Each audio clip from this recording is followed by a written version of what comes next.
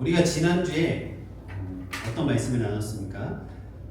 영적으로 충만한 교회 안에, 성령 충만한 교회 안에 악한 영이 역사할 수 있다라는 사실을 함께 확인했어요. 분명히 초대교회는 성령으로 충만했는데 그 교회 안에 악한 영이 틈탈 수 있음을 보게 됩니다. 우리는 이 교회라는 공간에 들어오면 왠지 귀신도 악한 영도 역사하지 않을 거라고 생각합니다. 그러나 그렇지 않다라는 걸 보여주는 거예요. 그 성령 충만한 공동체 안에 악한 마음을 품고 있는 사람, 사탄의 영에 사로잡힌 사람이 있을 수 있다라는 걸 우리는 알 수 있다라는 거예요. 예수님의 제자들도 모두 다 신실해 보였지만 가룟 유다가 예수님과 함께 했음에도 악한 마음을 품고 있었던 것처럼 성령 충만한 교회 안에 악한 영, 사탄의 영이 일할 수 있다는 것을 함께 확인했습니다. 그리고 성경은요, 이 부끄러운 사실이죠. 교회가 악한 영을 품고 있었다라는 부끄러운 사실을 숨기지 않습니다. 여러분, 이게 굉장히 중요한 거예요. 성경은 우리들의 부끄러움을 숨기지 않아요. 우리는 우리들의 부끄러움을 숨기고 싶어 합니다. 내 겉모습을 숨기고 싶어 하고, 그래서 있어 보이게 하고 싶어 하지만 성경은요, 그런 책이 아니라고 말씀드렸어요. 성경은 우리들 있는 모습 그대로를 보여주는 책, 아주 정직한 책이라고 말씀을 드렸습니다. 여러분, 성경이 이 부끄러운 사실을 숨기지 않고 정직하게 폭로하는 것. 왜 폭로합니까? 이것이 오늘을 살아가는 우리에게 가장 실제적이고 중요한 영적인 현실임을 알려주기 위함이에요.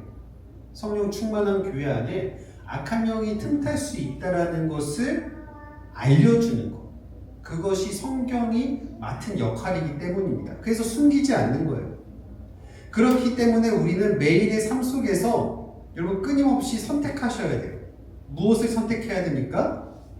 우리들의 마음이 사탄에게 충만하게 내어줄 것인지 아니면 성령으로 충만하게 할 것인지를 우리는 선택하면서 살아가야 돼요. 둘 중에 하나예요. 중간지대는 없습니다. 우리는 이 왠지 중간이 있으면 좋겠다라고도 생각하시죠? 아무것도 선택하지 않는 뭔가 아무것도 선택하지 않는 중간지대가 있으면 좋겠다라고도 생각하시지만 여러분, 신앙의 중간지대는 절대로 없습니다. 성령으로 충만할 것이냐 사탄으로 충만할 것이냐의 싸움이에요. 그리고 이것만큼 우리 삶의 중요한 선택은 없다라는 것입니다. 성경이 끊임없이 보여주는 이 그림을 우리는 반드시 기억하셔야 됩니다. 우리가 발을 딛고 살아가는 이 시대에는 눈에 보이지는 않지만 실제하는 두 세력이 존재한다라는 것을 여러분 인식하고 살아가셔야 돼요.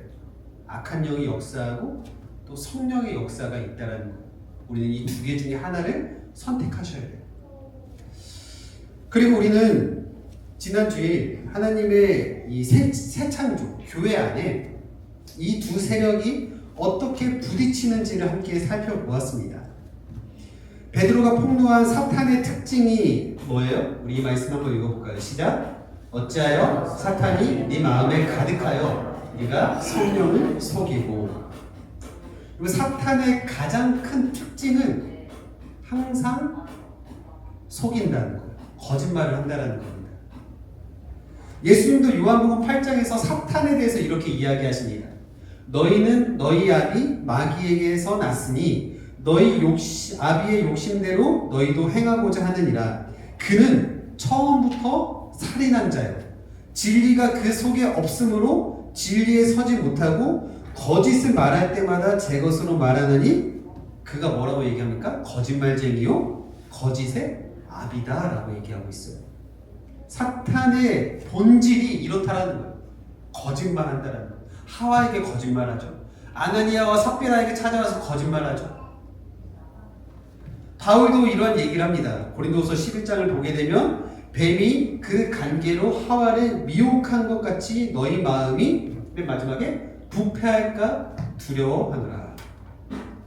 성경의 증언은 일관돼요. 사탄은 우리를 미혹한다라는 거예요. 우리를 속인다라는 거예요. 모든 속임수로 역사하는 거짓말의 영이라고 이야기하고 있습니다. 심지어 여러분, 사탄은 자신을 무서운 모습으로 속이는 것이 아니라 광명한 천사로 속일 수 있다라고 이야기하고 있죠. 그냥 우리가 사탄이 뿔 달리고 무섭게 생겼으면 멀리 할 텐데, 사탄은 자신을 광명한 천사로 가장할 수 있다라는 거예요. 자신을 추악한 모습으로 숨기기 위해서 성경을 아는 척할 수도 있고 하나님을 믿는 척할 수도 있고 아름다운 모습으로 달콤한 유혹으로 우리에게 다가온다라고 얘기하고 있습니다. 자신의 목적을 위해서라면 그 어떠한 거룩한 가면도 쓸 수 있는 것이 사탄의 가장 무서운 특징입니다. 그리고 이 뛰어난 거짓말쟁이는 지금도 수많은 사람들의 눈을 가리고 마음을 속이고 있다는 사실입니다. 이 두 세력, 성령과 사탄의 싸움은요, 구약에서도 등장을 해요. 구약의 예언서들을 보게 되면 하나님의 참 선지자와 거짓 선지자들의 싸움이 등장을 합니다. 이들의 메시지는 분명해요. 참 선지자는 백성들의 죄를 죄라고 이야기합니다. 하나님의 엄중한 심판과 경고가 있을 거라고, 회개할 것을 선포하라고 이야기합니다. 그러나 거짓 선지자들은 어떻게 얘기합니까? 우리를 속이죠. 광명의 천사로 우리들에게 듣기 좋은 말만 하는 거예요. 그래서 이렇게 얘기하는 거예요. 그들이 내 백성의 상처를 가볍게 여기면서 말하기를 평강하다 평강하다 하나 평강이 없도다. 거짓 선지자들은요, 썩어 문드러지는 현상을 보면서 멸망이 눈앞에 왔지만 항상 이렇게 얘기하는 거예요. 괜찮아, 문제 없어, 너의 신앙에 문제 없어, 잘 될 거야, 평강하다 평강하다 라고 얘기한다는 겁니다. 회개해야 되는데 당장 멸망이 눈앞에 왔는데 거짓 선지자들은, 악한 영들은 우리들에게 이렇게 얘기한다는 거죠. 여러분, 놀랍게도 이러한 거짓 선지자들의 목소리는 오늘날 우리가 사는 이 시대에도, 오늘날 이 교회에도 넘쳐납니다. 여러분, 요즘 교회에서 어떠한 얘기합니까? 다 잘 될 거예요. 너 자신을 믿어. 좋은 것만 생각해. 마음의 평안이 중요합니다.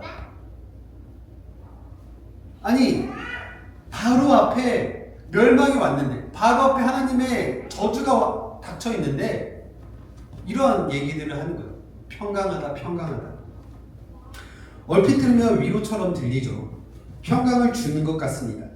그리고 이러한 메시지가 요즘에는 인기가 있습니다.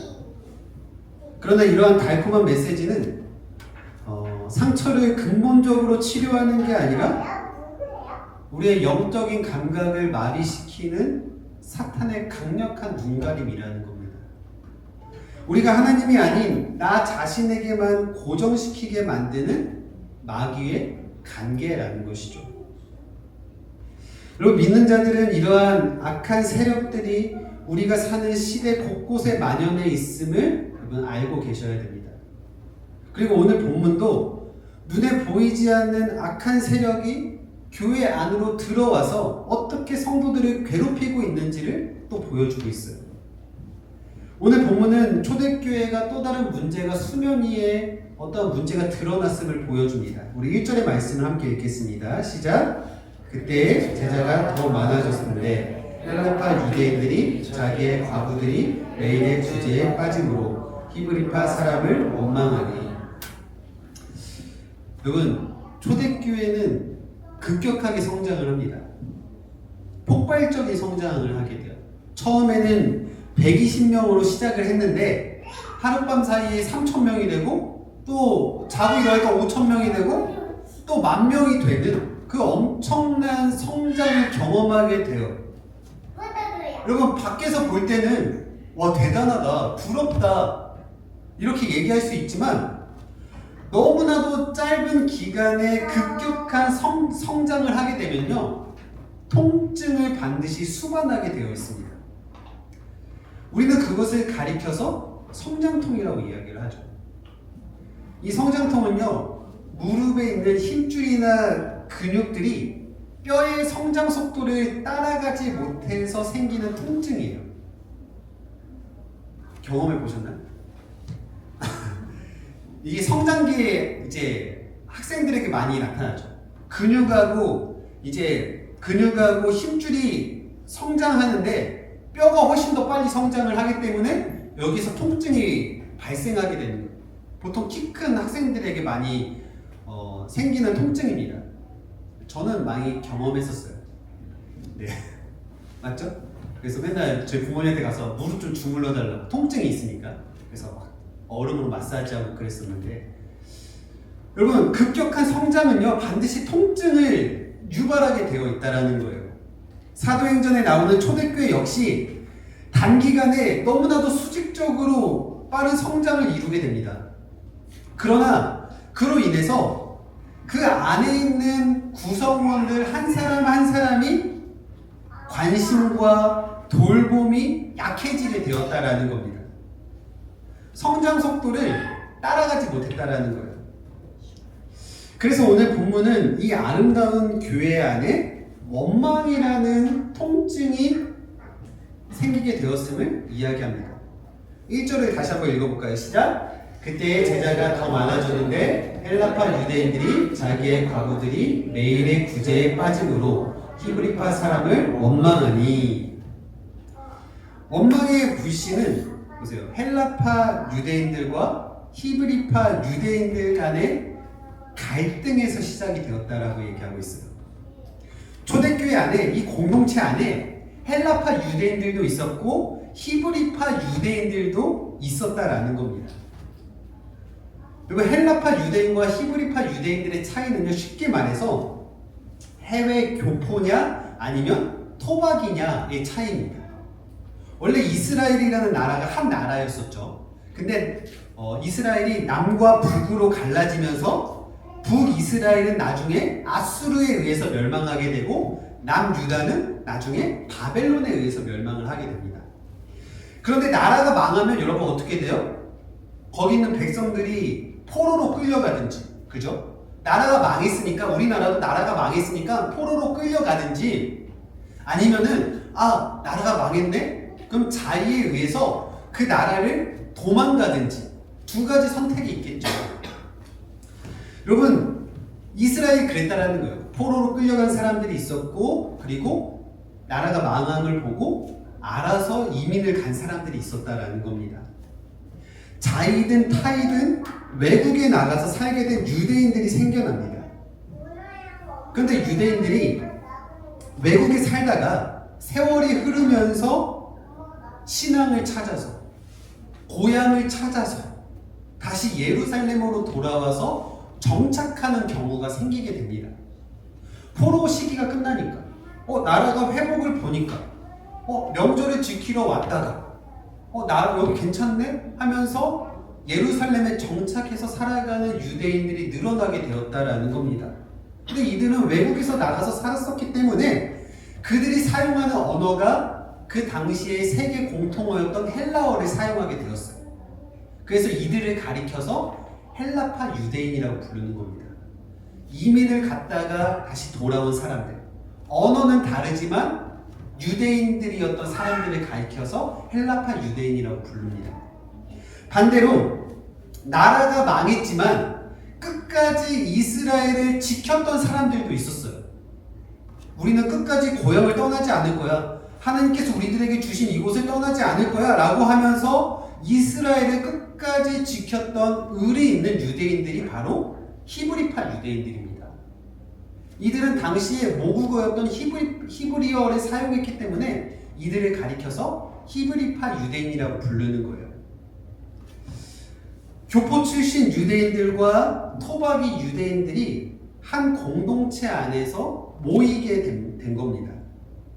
서로 태어난 곳이 다르고 또 생각하는 방식도 다르고 심지어 언어도 잘 통하지 않았지만 불편함이 있었지만 복음 안에서 하나로 모이게 되었고 이들이 한 공동체 안에서 함께 신앙생활을 하게 되었습니다.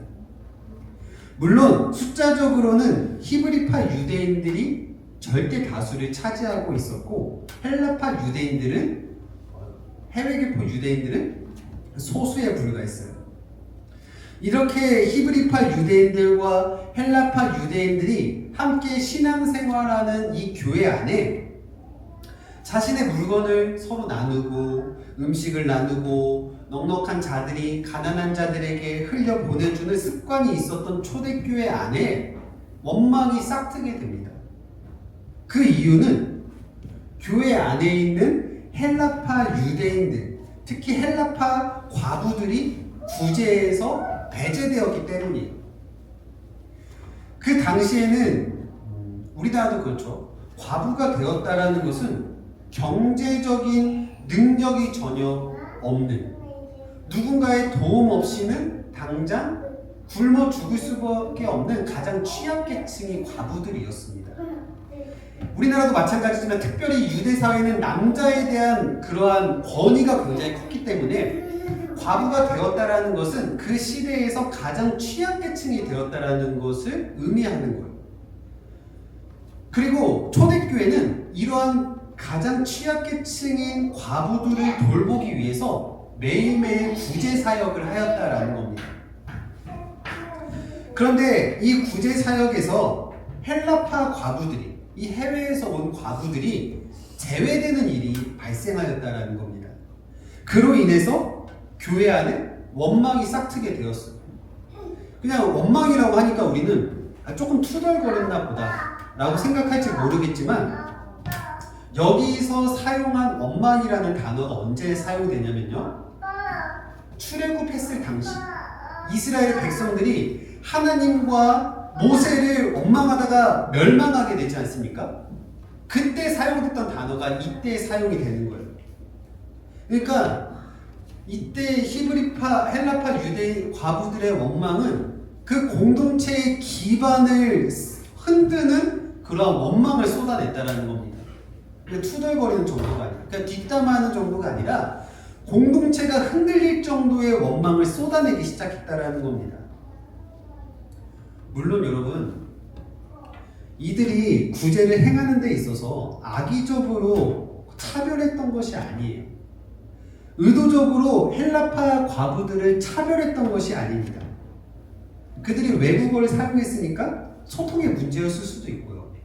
갑자기 성도들이 늘어나니까 행정적인 착오로 누락이 생겼을 수도 있습니다.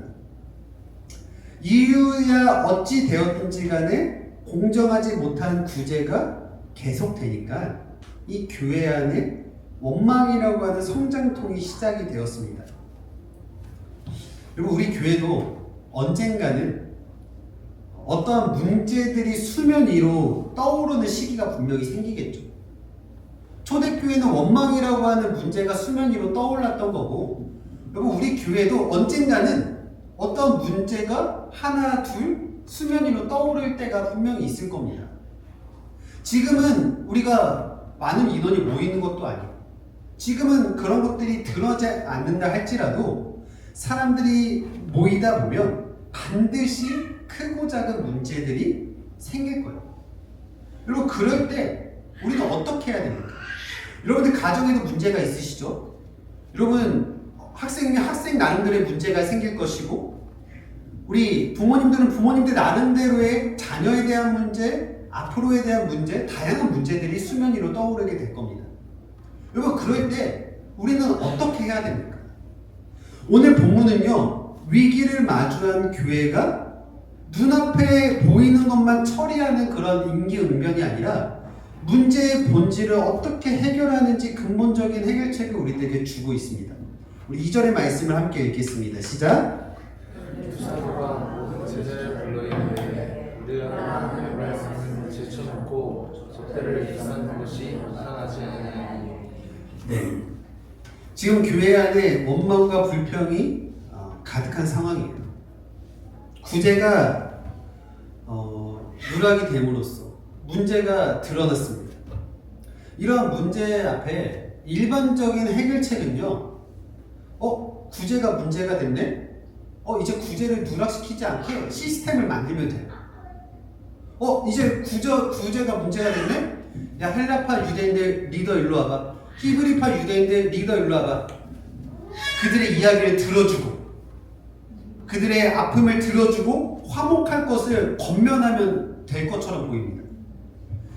그리고 이렇게 중차대한 문제는 이제 사도들이 앞장서 가지고 해결하겠다라는 멋진 모습, 강한 모습을 보여준다면 성도들이 역시 우리 담임 목사님 최고네, 역시 저렇게 하는 게 맞지 하면서 박수치지 않았겠습니까?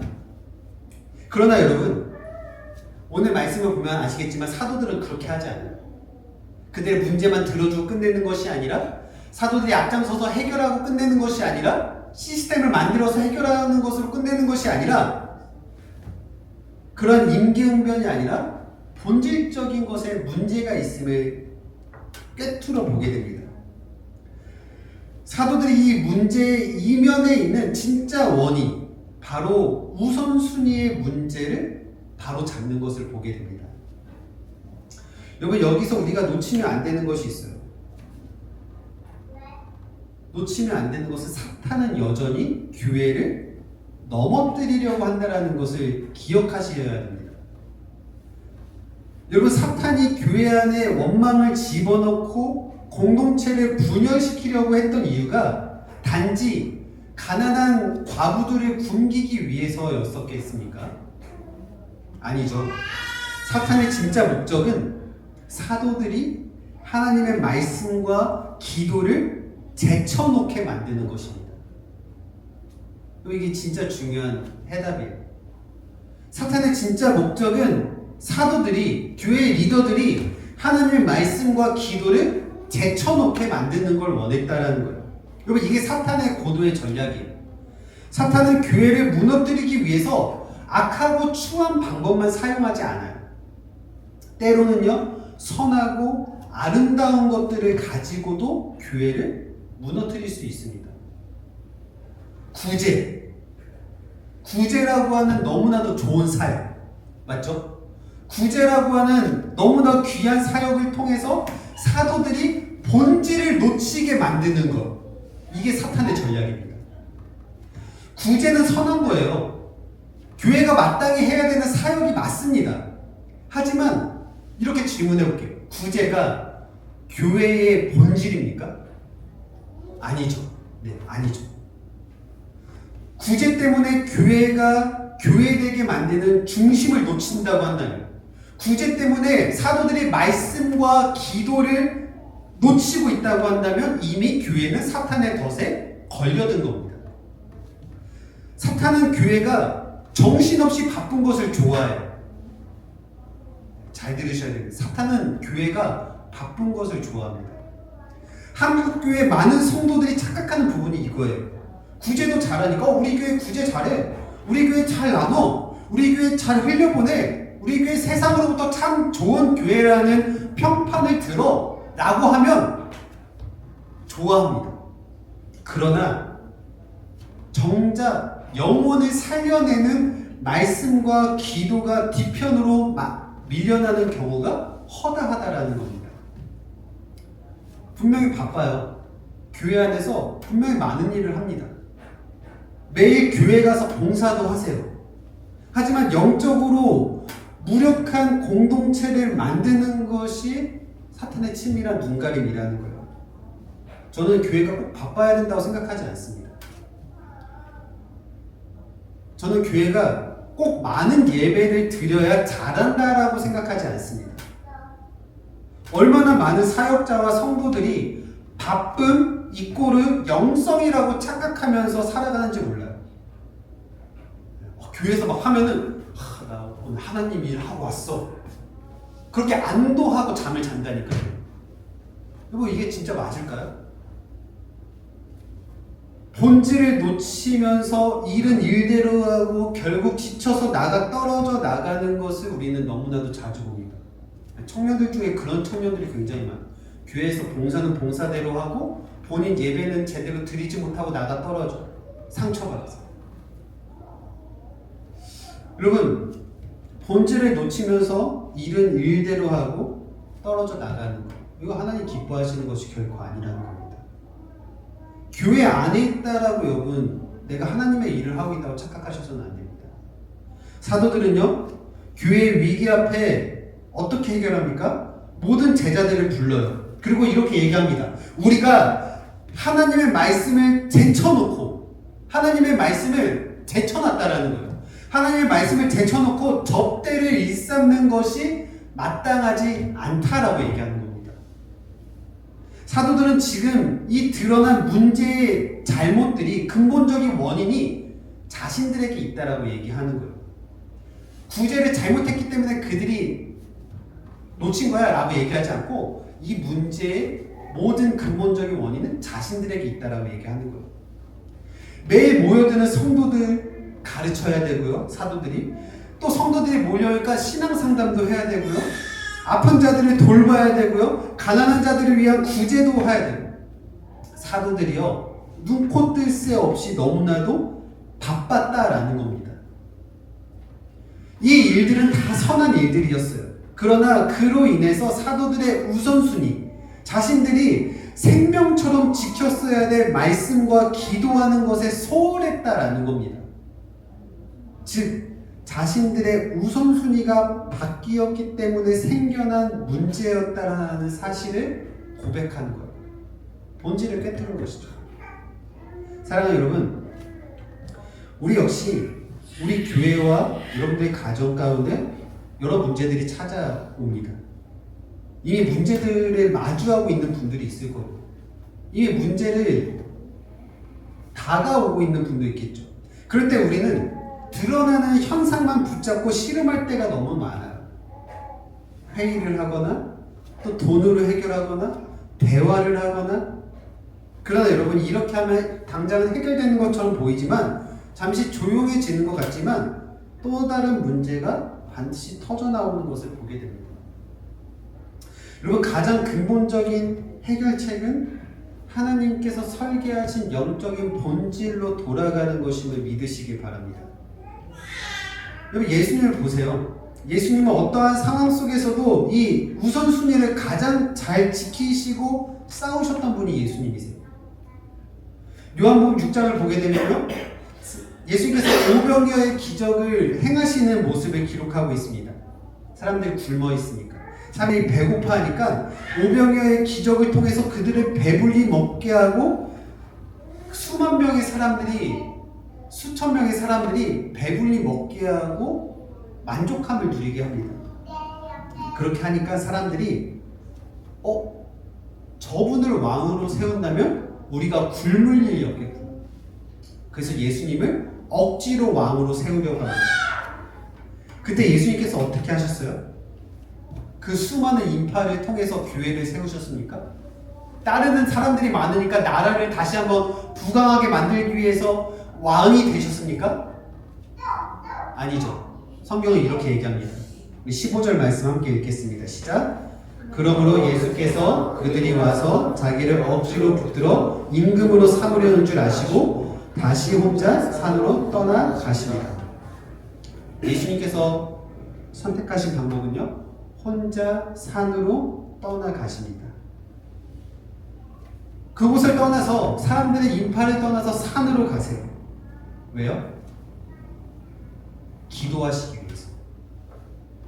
사람들의 요구 앞에 흔들리지 않기 위해서.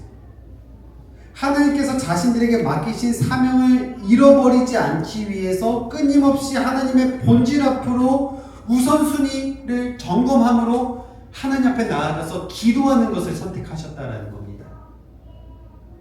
사랑하는 여러분, 우리는 우선순위를 잘 점검하고 있으십니까? 흔들리지 않으십니까?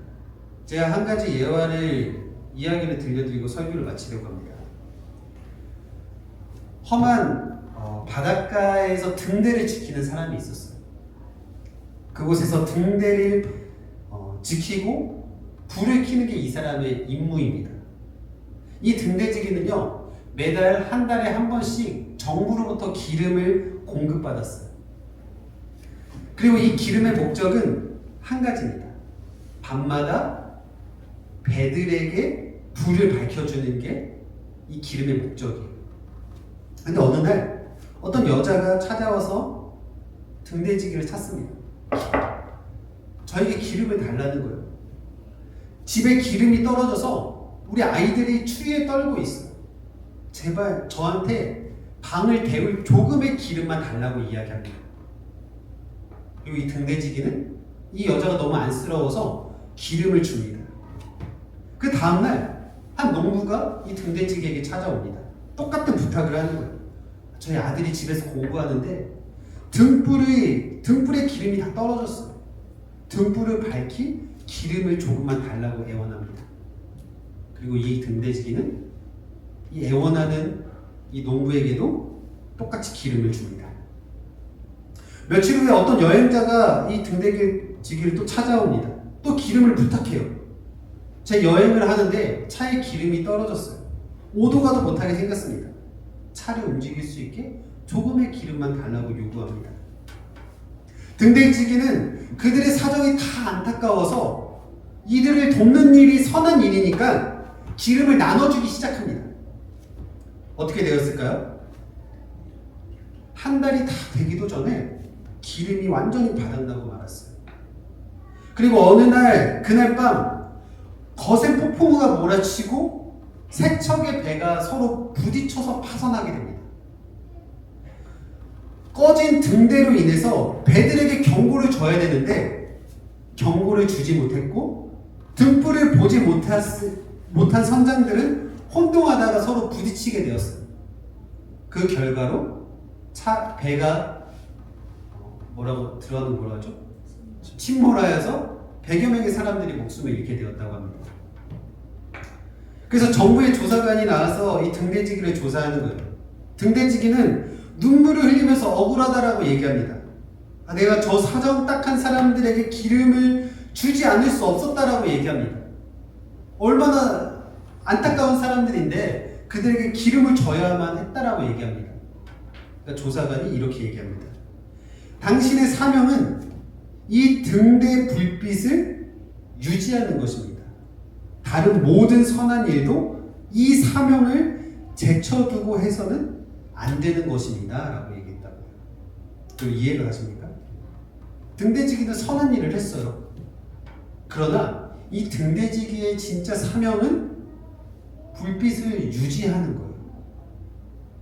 모든 다른 선한 일도 이 사명, 불빛을 비추는 사명을 제쳐두고 해서는 안 되었다라는 것입니다. 사랑하는 성도 여러분, 사탄은 우리에게 대단히 악하고 사악한 죄를 지으라고 유혹하기보다는 기도와 말씀을 꺼트리는 방법을 사용하고 있다는 사실을 기억하십시오. 무서운 얼굴 우리를 유혹하고 죄를 지으라고 하는 게 아니라 여러분들 삶에 기도가 저 멀리 떨어지게, 말씀을 못 보게 저 멀리 떨어지게 하고 있다는 사실입니다. 구제에 정신이 없어서, 너무 바빠서, 우선순위를 놓치게 만들어서, 선하고 급한 일이 눈에 보여서 그리스도인의 본질을 놓치게 하는 것이 사탄의 전략입니다. 사랑하는 여러분, 여러분들 삶에 원망이 있으십니까? 가정의 성장통, 어떠한 문제가 있으십니까? 당장 눈앞에 보여지는 어떤 문제를 해결하는 게 절대로 정답이 아니에요. 잠시 멈추더라도 내 영혼에 하나님의 말씀으로 채우는 것, 기도로 채우는 것, 그 본질의 기름이 채워져 있는지를 여러분 점검하셔야 됩니다. 말씀 읽으십니까? 여러분 기도하세요? 너무 초등학생들에게 하는 질문 같으세요? 아니요, 그렇지 않습니다. 여러분 이걸 놓치시면 여러분들의 신앙이 몇 년이 되었든지 여러분 우리는 본질을 놓치고 있는 거예요. 우리가 여러분 본질로 돌아갈 때, 뒤틀린 우선순위를 바로잡고 하나님 앞에 무릎을 꿇을 때 여러분 분열의 영은 떠나가는 줄 믿습니다. 문제가 해결되는 것인 줄 믿습니다. 하나님의 성령이 주시는 참된 평강과 부흥으로 다시 한번 여러분들의 과정과 여러분들의 삶이 다시 한번 세워지는 것인 줄 믿습니다. 저는 우리 교회가 이 본질의 능력을 붙잡고 이 세상 속에서 하느님의 선하심으로 악을 이기는 우리가 되기를 간절히 소망합니다. 말씀 읽으세요. 말씀 읽는 시간을 충분히 두십시오. 기도하셔야 돼요. 저도 요즘에 이곳에 내려와서 정말 열심히 기도해요. 여기 저 혼자 앉아있거든요.